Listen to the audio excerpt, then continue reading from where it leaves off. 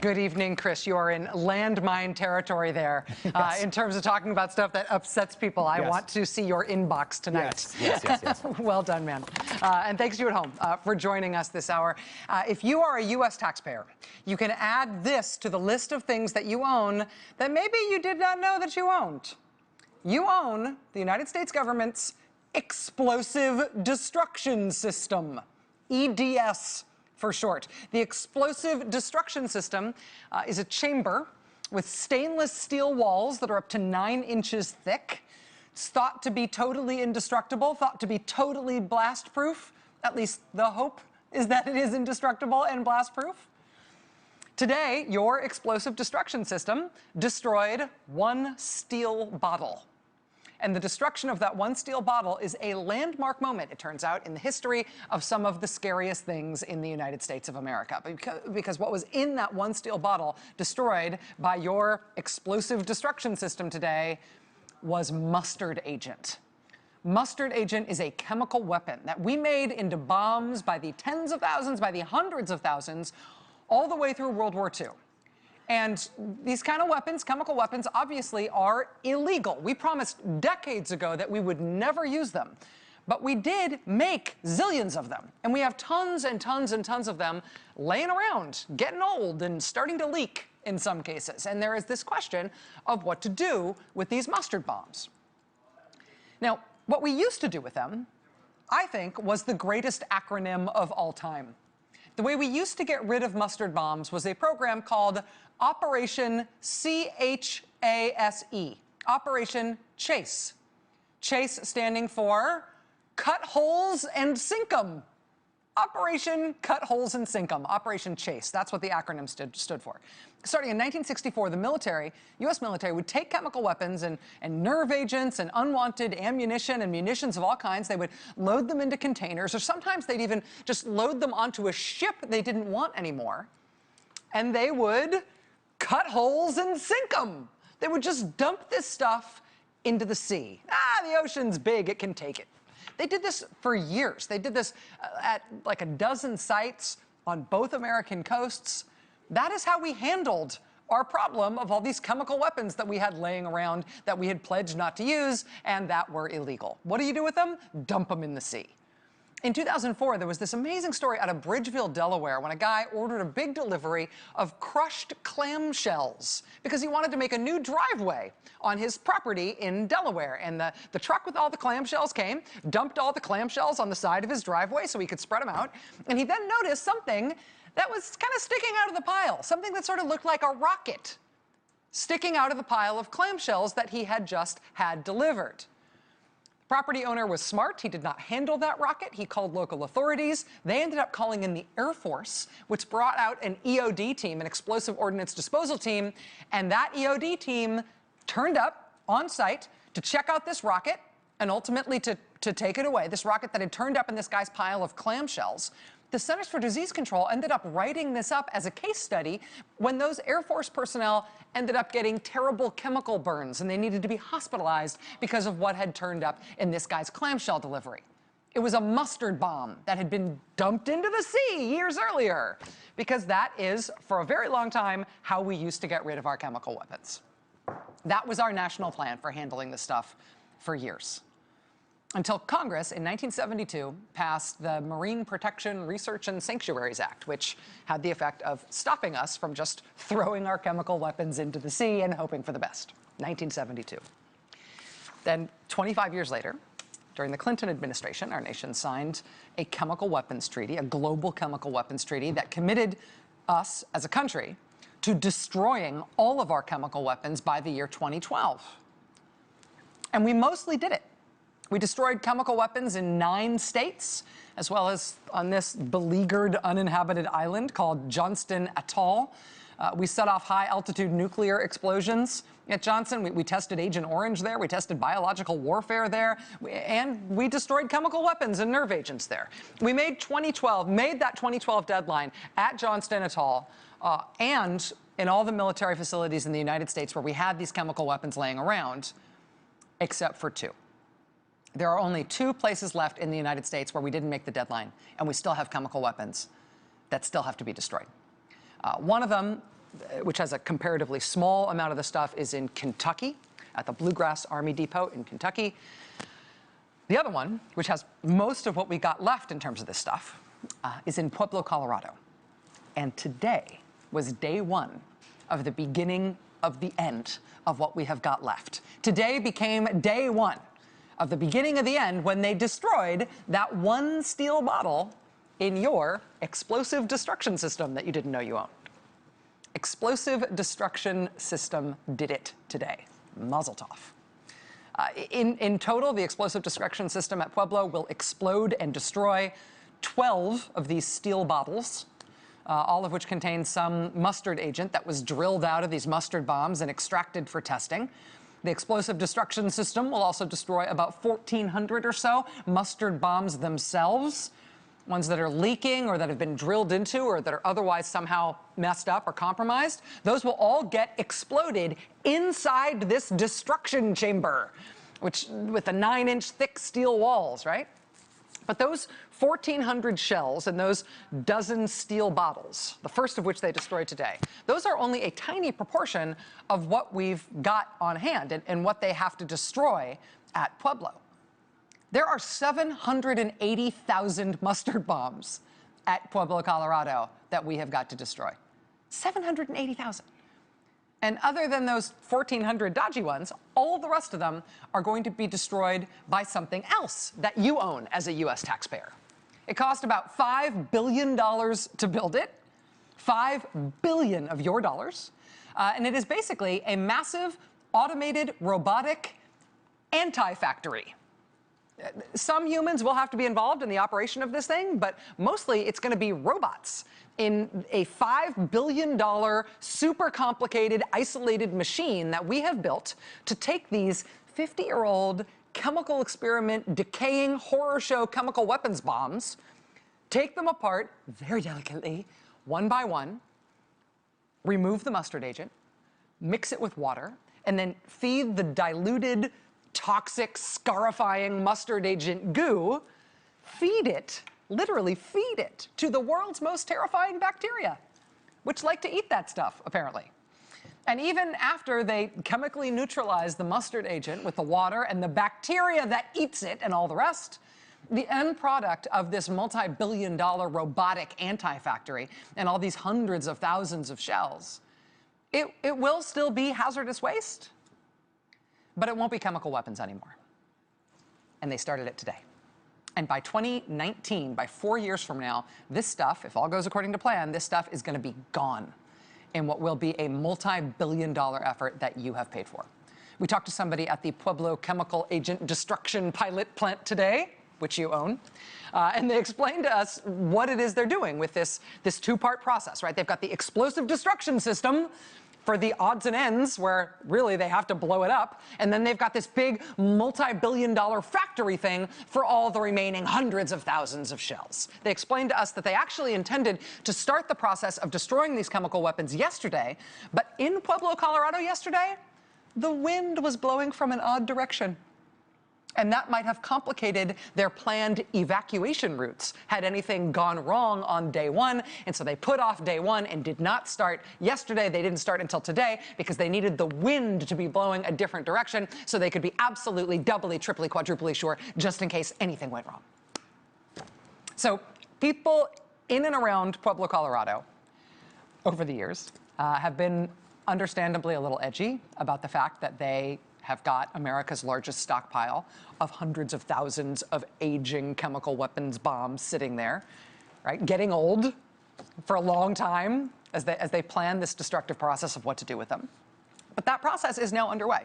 And they do have a very complicated plan. And they are being very careful. And it is very expensive for a lot of very good reasons. And they built a lot of specialized equipment to deal with it. And it's a 4-year plan. And it took forever. And they pushed the deadlines. But that is Pueblo, Colorado as of today. It's happening. That's Pueblo, Colorado.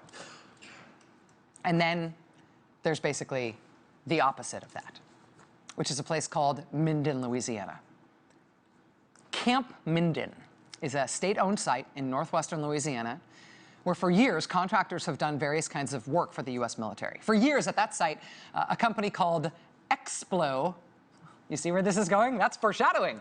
A company called Explo took in huge quantities of M6 artillery propellant from the U.S. Army. And this company, Explo, they repurposed that propellant and they resold it mostly to the mining industry, which obviously has a need for explosives from time to time.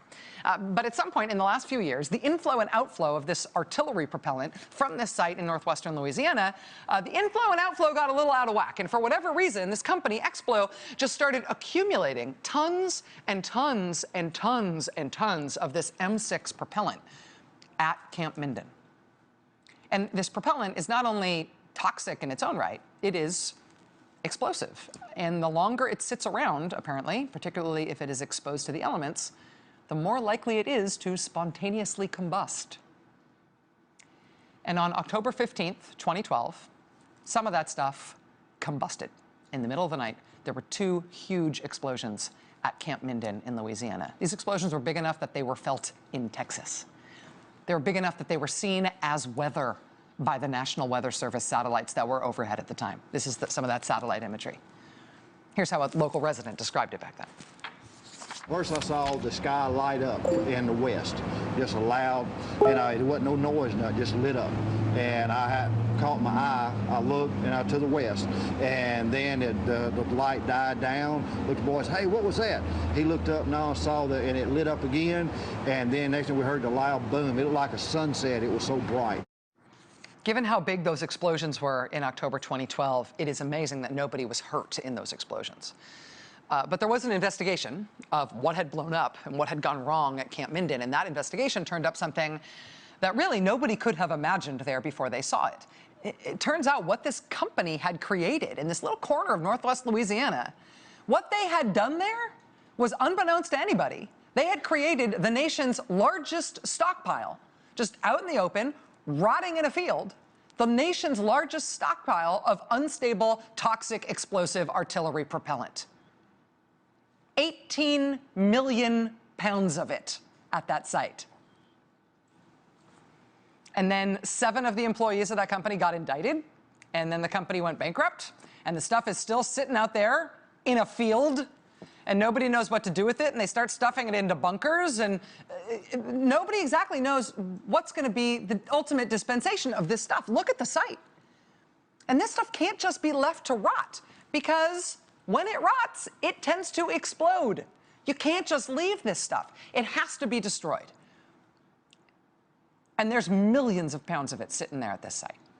And 2 years after those giant explosions shook Minden, Louisiana, all the way to Texas, and let the world know that this toxic explosive stuff was there in a quantity of millions of pounds. 2 years after those explosions, the EPA came in and they announced their plan to safely dispose of all that toxic explosive artillery propellant, the biggest pile of it in the country. They announced what they were going to do with it. Their safe plan for disposal was that they would set it on fire. They'd just burn it. Not going to move it anywhere, not going to build any special facilities or explosive destruction systems for Minden. They were not going to build some fancy robotic multi-billion-dollar automated sealed system to turn it all into bacteria food so it can be regular hazmat. Nope, they're just going to set it on fire in northwest Louisiana. Their announced plan as of this past October was, I kid you not, it is not more complicated than this. They were going to take the stuff outside, put it in big trays outdoors, and set it on fire. Burn it into the open air. 80,000 pounds of it a day for maybe a few hundred days, 220 days, maybe more, depending on how it went. And that was not just like the idea that was floated of one way to do it. That was what they announced the plan was going to be in October. Look at the headline from the Associated Press at the time. Plan reached to clear explosives. And the plan is to burn it in trays. Even after local officials expressed interest in maybe at least burning it in an incinerator, no, the plan was just an open fire. New York Times reporter Campbell Robertson has a great piece today about how people who live in the area around Minden, how they felt about this plan. In January, local folks and experts they consulted with convinced the EPA and the Louisiana National Guard to please delay this genius plan to just set everything on fire. Just a few days ago, this group of concerned local residents and experts submitted a draft plan with 6 other potential ideas for different ways to handle this stuff instead of just openly burning it in Minden. And now tonight, we can report that the EPA has just signed a new agreement, that instead of just going ahead with their plan to openly burn all this stuff, they are now officially going to allow the consideration of alternative technologies for disposing all of these millions of pounds of toxic artillery propellant. When they talk about technology alternatives, to be clear, what they're talking about are alternatives to the technology of fire, because fire had been the original technological solution to this problem. Now they're going to consider at least some other ideas. Doesn't mean they won't end up still just setting it on fire, but they're at least going to consider some other ideas. You know, we used to, not that long ago, we used to just dump chemical weapons into the sea. The original plan for getting rid of all of our chemical weapons by that treaty deadline was to burn them, just incinerate them, including in places like Bluegrass in Kentucky and Pueblo in Colorado. It was local concerns about the safety of just burning that stuff, which forced, yes, a slower process, but one that was more careful and felt to be more safe for the people who live there, alongside the scarier detritus of a century of American military experimentation. Pueblo has got this $5 billion robot plant and this very fancy explosive destruction system with its 9-inch thick walls because in Pueblo, they yelled loud enough and long enough that their concerns got taken seriously. And so the stuff didn't just get burned there. Minden, Louisiana is a corner of that state that is rural, not a ton of people there. It is a somewhat poor corner of Louisiana. It is a mostly African-American part of that state. And problems like this in our country get solved by equations that include political capital. And since Camp Minden blew up 2.5 years ago and they realized what they had on their hands there has been a real question as to whether the local residents in this corner of Louisiana had enough political capital that this huge national problem in their backyard would be handled in a way that would be safe for them. And they still have a long way to go, and this is not anywhere near over yet. And those millions of pounds of propellant are still sitting there. But what they have done already in organizing and yelling and demanding to be taken seriously has already stopped the open burn plan that was originally approved in October. And it has forced us as a country now to at least try to think of something better to do here than just setting everything on fire in an open burn. There's got to be a better way. Joining us now is Brian Salvatore. He's a professor of chemistry at Louisiana State University in Shreveport, and he's a member of the Camp Minden Dialogue Committee, which has been pushing for more options in terms of dealing with this stuff at Camp Minden. Professor Salvatore, thanks very much for being with us. Thank you, Rachel. This is a complicated story and a dramatic story. I got to ask you if I clearly stated, at least, or accurately stated, where you think things stand currently. Right now, is the plan that they're not necessarily going to go ahead with the open burn and they're going to think about some other ideas? Yes, I think you've done an excellent job here of summarizing this story, and it is a remarkable story. Even if I'm listening it to tonight, I mean, it's just incredible. You could not dream a scenario like this. Fortunately, what could have been a pure nightmare may have at least a good ending here, and in fact, this group of concerned citizens here in Northwest Louisiana may actually be able to set some precedent here so something like this never happens again. From your perspective as a chemistry professor and from what you know of this problem, I was struck by the parallel with those mustard shells in Pueblo and Bluegrass, that they honestly did not know what the process would be of safely handling those things, safely disposing of that huge quantity of stuff. And in part, they had to invent the technology. They had to invent a process to safely handle all that material and get rid of it in a way that wouldn't be harmful to the surrounding community. Do you feel like in Louisiana, something is going to have to be invented that we don't already understand, a way that this stuff can be safely disposed of or handled? Well, over the short term, there is not time to invent anything new. There are safer alternatives, and we definitely are aware of those, and we've tried to bring those to the forefront. And the EPA was aware of them as well. We're not really sure why initially they did not consider all of the safer alternatives, but they certainly are considering them now. And I think the path forward could actually be safe And technology is always going to be able to get better and better. So over the long term, it's my hope that these chemicals do not have to be destroyed. They actually could be repurposed. But we have a number of technologies here that we think are going to be adequate, and we hope that one of the safer alternatives is chosen. Brian Salvatore, professor of chemistry at Louisiana State University in Shreveport, member of this Camp Minden Dialogue Committee, that I know it's not done, but has already, I think, struck a remarkable victory here in making us come up with some better ideas for dealing with this as a country. Congratulations thus far, and please keep us apprised as this moves forward, sir. Oh, thank you. Thank you. I will say that giant pile of artillery propellant sitting there in Louisiana, that is the biggest stockpile of that stuff that we know of anywhere in the country, but it's about 1/6 of what exists totally in the country in terms of that stuff needing to be disposed of. And whatever they come up with in Louisiana may end up being a blueprint for how it gets taken care of in smaller amounts everywhere else in the country, at the local artillery propellant dump near you. All right, lots more ahead tonight. Stay with us.